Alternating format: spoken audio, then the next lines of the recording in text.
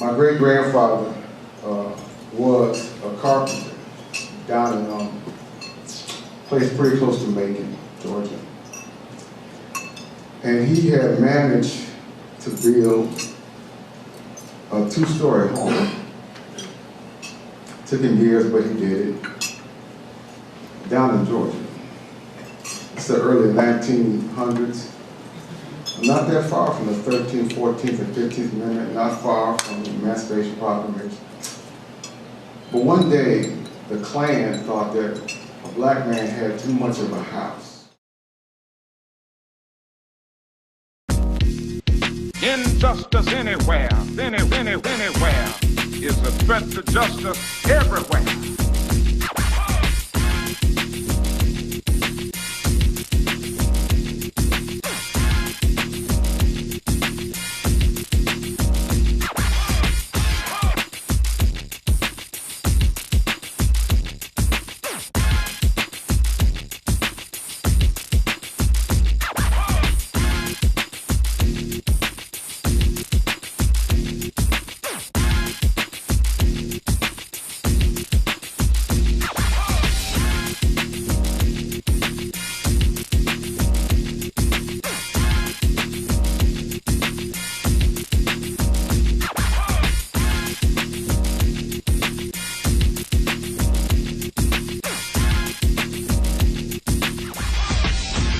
Intimate discussion with you today.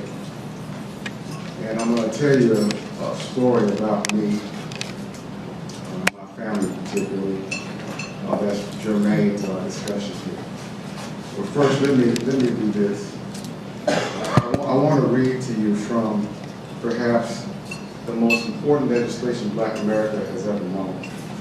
So if you don't mind, let me read just a portion of the 13th, 14th, and 15th Amendment. In Section 1 of the 13th Amendment, it says, neither slavery nor involuntary servitude, except as punishment for crime, whereof the party shall have been duly convicted, shall exist within the United States or any place subject to their jurisdiction. That's the 13th Amendment. If we take a look at the 15th Amendment, it says in Section 1, the rights of the citizens of the United States to vote shall not be denied or abridged by the United States or by any state on account of race, color, or previous condition of servitude. We all know what that means, don't we? Now, as important as the 13th Amendment is and the 15th Amendment is, it all hinges upon the 14th. In the 14th Amendment, we discuss who a citizen is. See, definitions matter. Listen to the 14th Amendment. If you want to find out who a citizen is in this country, here it is. It says, all persons born or naturalized in the United States and subject to the jurisdiction thereof are citizens of the United States, and of the states wherein they reside. No state, none, shall make or enforce any law which shall abridge the privileges or immunities of citizens of the United States of America. Citizenship, too long denied and not entirely embraced even now. It goes on to say, nor shall any state deprive any person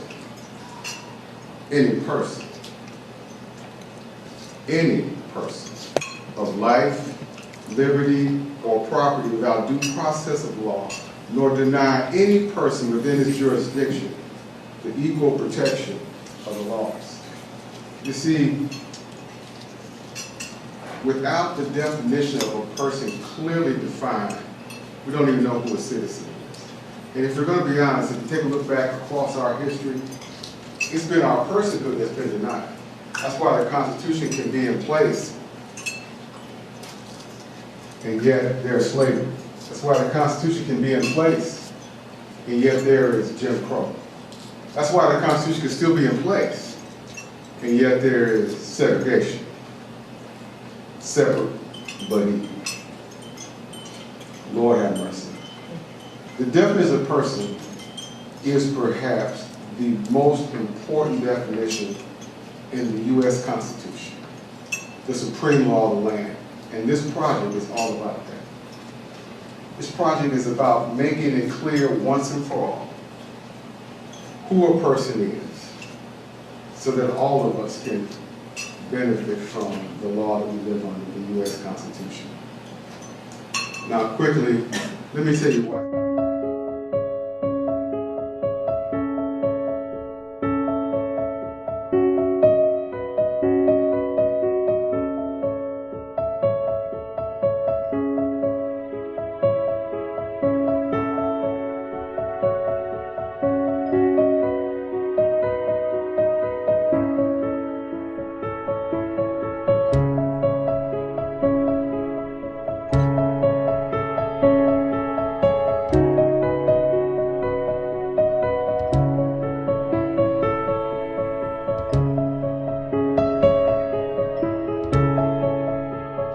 We hold these truths to be self-evident, that all men are created equal, that they are endowed by their Creator with certain unalienable rights, that among these are life, liberty, and the pursuit of happiness.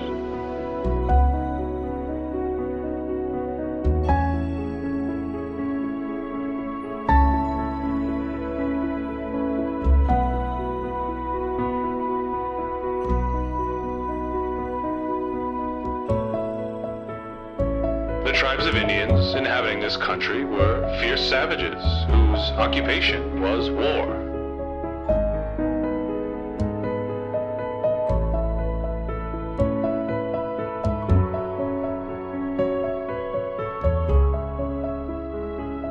In the opinion of this court, slaves and their descendants had no rights which the white man was bound to respect. The Negro might justly and lawfully be reduced to slavery for his benefit.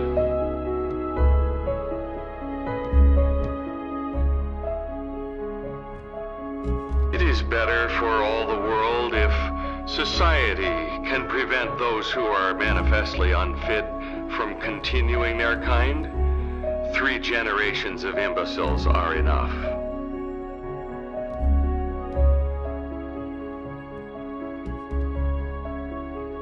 The word person does not include the unborn.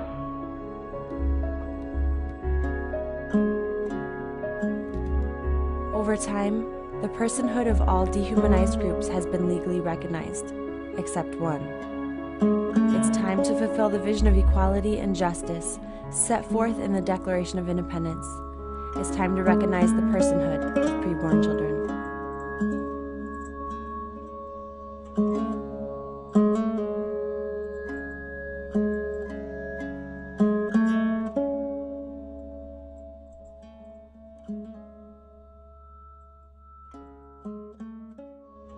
Clearly see that the definition of personhood needs to include every single body.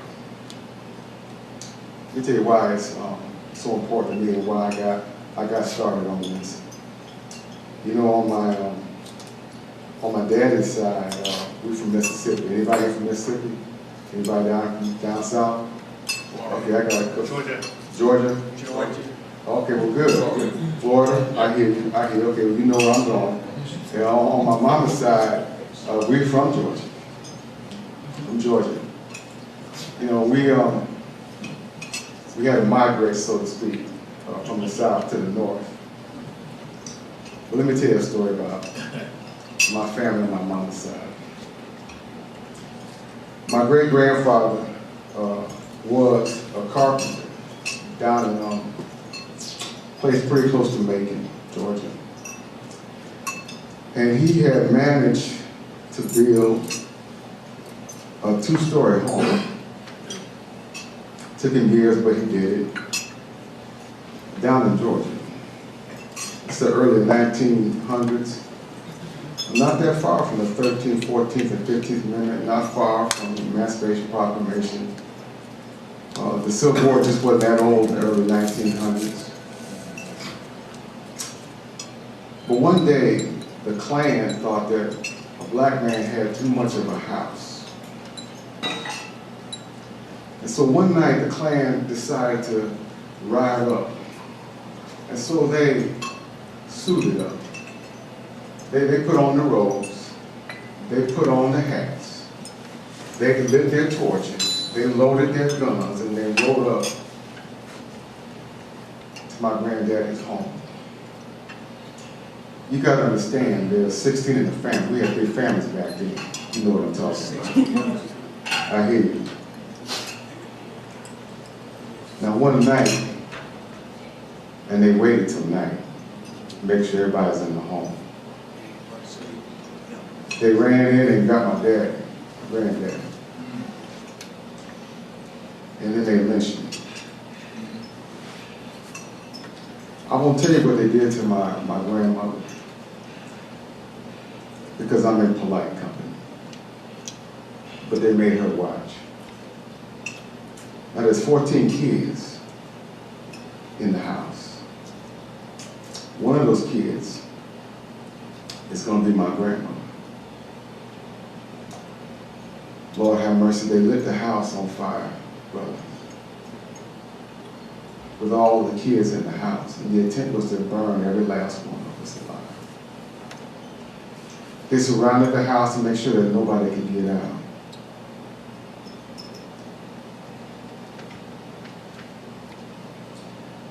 And practically nobody did. The kids decided that the best they could do, with Daddy lynched and, well, I just won't talk about grandmama, that they would hunker down and see if they could endure the flames. The plan was this: allow the house to burn, and as the flames got high, as the flames got hot, as the inferno burned on, the older would give their life for the younger. And so one by one, the folk in my family were burnt alive in their own home. It got down to the 7th one, Annie. Annie was the last of the oldest still living, and she was giving her life for the younger below her. And that night, the flame did get high enough. It got hot enough for the Klan to ride out. The Klan did ride out. And Annie, one by one, on fire herself, rescued her younger brothers and sisters. She rescued my grandma. One day, I'm gonna speed up, I'm in Detroit, and I wanna know, how we got from Georgia to Detroit. Well, that's how we got. That night, they ran all night, slept all day. We had to travel at night, brothers. And made their way to the north. So I found out how we got from the south to the north. I then asked, I said, well, why is my Annie all scarred up? Annie was a big woman, and her arms were all scarred, her legs were all scarred, and as a young boy, I wondered, well, why was she so scarred up? Annie couldn't read, she couldn't write, and when she went shopping, I don't know how she did, but she could figure how much it cost. She could do that. And the only book she could read that I know of was the Bible, and she'd read it to me. She could read that, but she couldn't read a newspaper. I said, why is Annie scarred up? Why does Annie look so bad? And they would never tell me until one night they did. They told me the same story I told you. And I said, well, where was the sheriff? Yeah. I said, where was the judge? Yeah. I said, well, why couldn't Annie go to a hospital? You see, after Annie rescued all of us out of the home, They had to take Annie back into the woods and bury her in the ground. They built a box, they put some lard in, and they put her in the lard in a box in the ground to keep her skin on her body. She couldn't go to a hospital because the blacks weren't allowed in the hospital. I said, well, why can't we go to the hospital? I said, why can't we get any justice? I said, what happened to the police? I said, what happened to the claim? They said, boy, you need to know one thing. And you might as well know it now. There used to be a time in America when we weren't recognized as people. Back in the day, we weren't people. We just weren't people. They said, boy, we weren't persons. The law didn't apply for us. Ladies and gentlemen, the most important legislation or effort today in America is to settle the definition of personhood once and for all. It even goes beyond 1800s. If you look at Article 1, Section 2, Paragraph 3, we're described as 3/5 of a person. Now, I know the arguments on both sides of it. Now, I got the history of it. But if you're the 3/5 of a person, the arguments don't mean much to you. Right. See, personhood is the key to everything. If we're going to make progress in this country for our people, if we're going to finally make some headway, if we're going to finally find some point that we can all rally around, regardless of where we are on the spectrum, personhood is it. We can do this. And what I'm going to ask you today, right now, is to get on with this, to join this, to be a part of this, to plug into this, to give it up the time, the talent, and the treasure. I want you to take a look at this clergy statement that we've got all in our packets. Is that everybody's got a handout? Yep.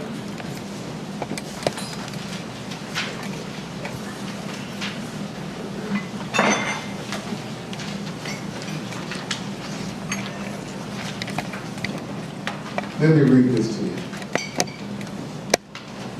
And at the end of this, I want you to take this card that's in your folder.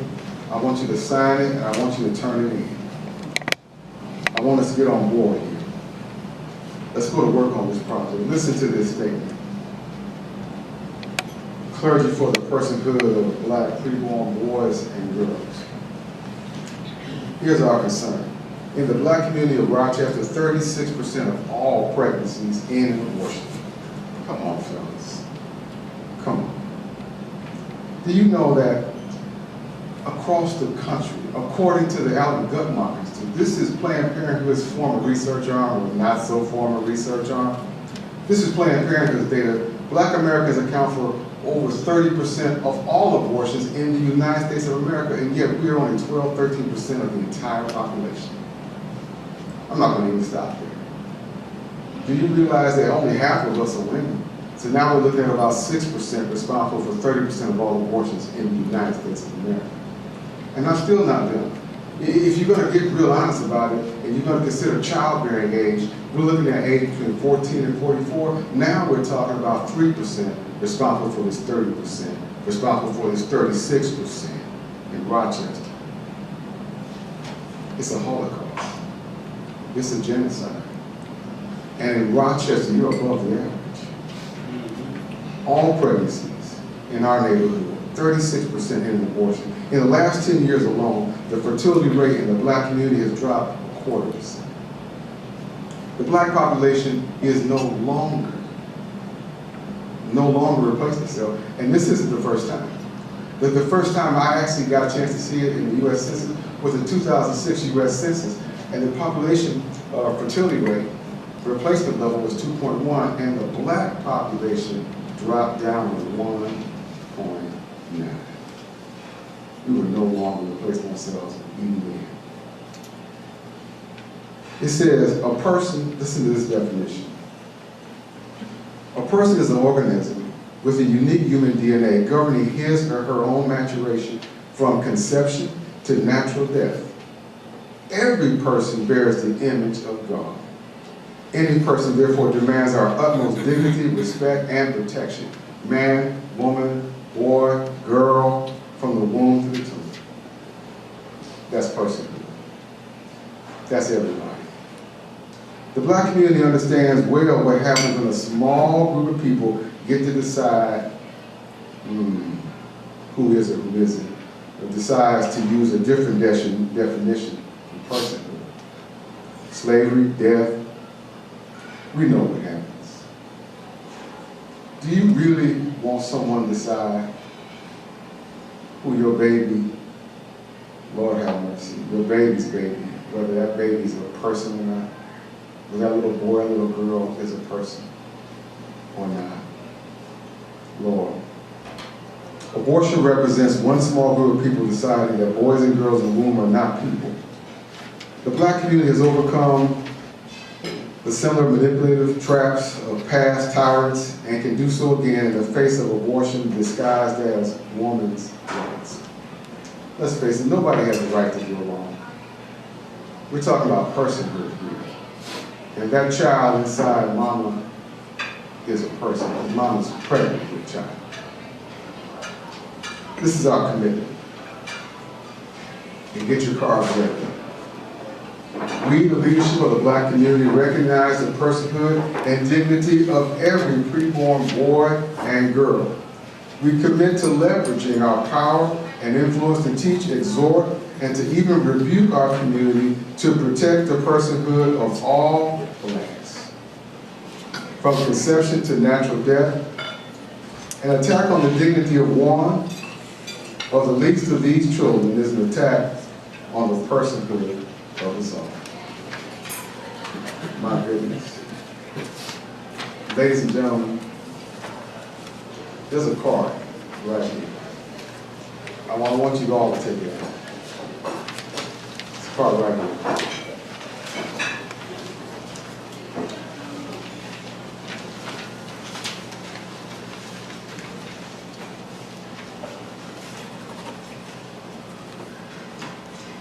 I want you to take a minute with a pen and just fill it out. Just take a minute. And just fill it out right now. Just take a minute. Can we sign it even without a pastor? Yes, you can. And gladly so. Everybody, just take a minute and fill it out. Now, when you finish the cards, we're going to collect them. You don't have to move. We're going to come to you and we're going to collect the cards.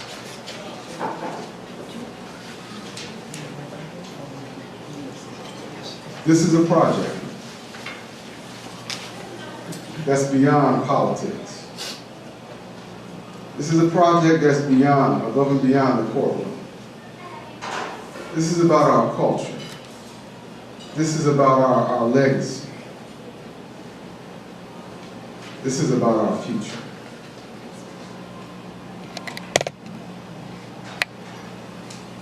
This is about a person. Let's get it right. Let's get it right. And so let's finish these cards. Let's get them turned in. Let's get them picked up. And then I'm going to let you enjoy your dinner.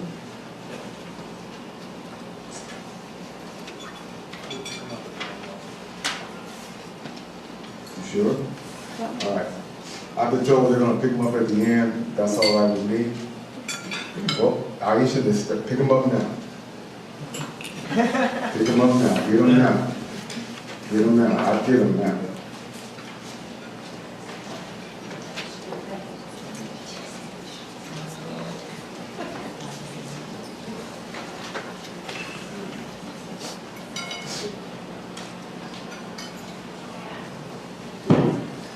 But brothers, I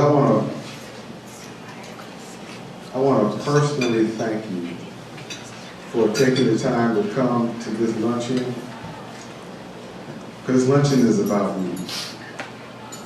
It's about our partnership in this project. There's a whole lot more to come, and your involvement, your input, your feedback is going to be key. This is truly going to be a team effort. And I want you to know that if you invite me to come back again, I'll be happy to come. God bless you.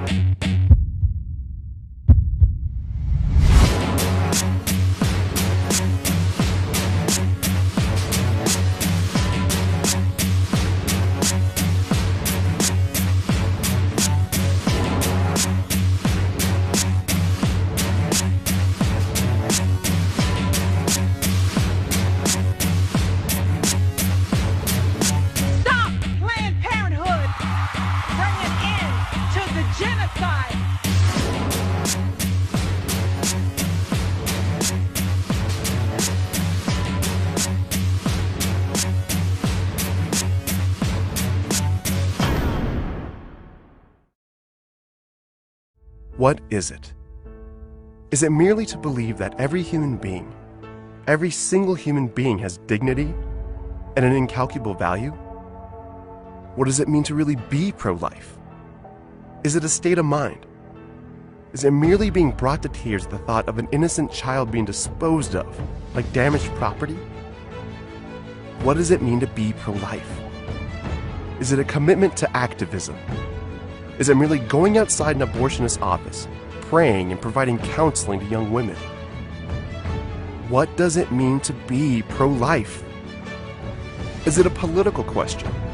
Is it merely voting for the right candidate, picking the right judge, voting for the right party? Is it a religious question? Is it really going to church, worshiping the Lord, praying for aid and comfort for the needy? Is it a moral question? Is it merely to do what is right, to do what is written on our hearts and do it now? Is it a scientific question? Is it only about our understanding of human physiology, facts, and figures? What does it mean to be pro-life? Truly pro-life. To be pro-life means all of these things, and more. To be pro-life is not to give up, not lower our standards, and not settle for the protection of just some. Not be afraid of defeat, of the future, of death. To be pro-life means to live for others and get off the couch right now to bring the church to the streets, bring the streets to the polling place, and bring healing to our world. What does it mean to be pro-life today? Well, I can sum that up for you in just one word.